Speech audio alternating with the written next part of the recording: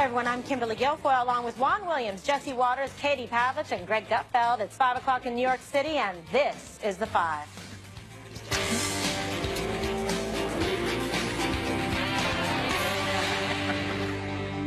Major developments in the heated national debate on immigration. President Trump signing an executive order which will keep migrant families together in detention centers. The president explaining why he's taking action.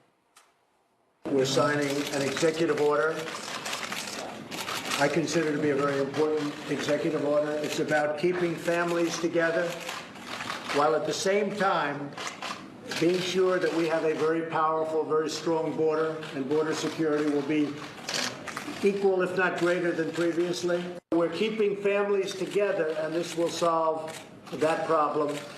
At the same time, we are keeping a very powerful border, and it continues to be a zero tolerance. We have zero tolerance for people that enter our country illegally.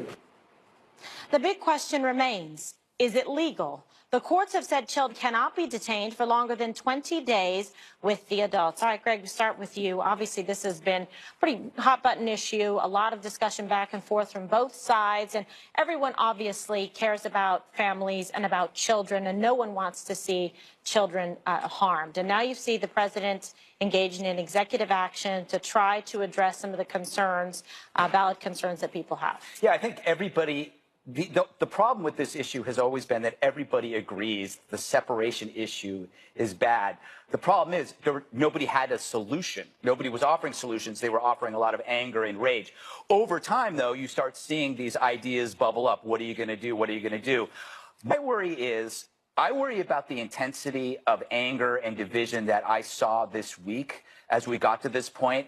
We have to admit that there's a torrent of rage that is out of proportion to the scenario. And don't say, oh, when you say that, you don't care. I do care. I said this was a problem. But I do think, I worry about this outrage that foments insurrection without coming up with a solution. We had I think it was 9 people killed in Chicago over the weekend. But I've never seen this kind of rage about anything. And I think you should also be aware that when we start talking about facilities and housing, this will not satisfy the people that are the loudest voices. They will not be satisfied. If it's a military base, they're going to say, how dare you put those children among soldiers carrying weapons? What kind? It's like a FEMA camp with those, I think you're going to expect more outrage, a different kind of outrage, because it seems to be working. But I want to reiterate, we all care, but caring isn't enough. You need solutions. And the problem that has always been with this story is that while the separation issue is real,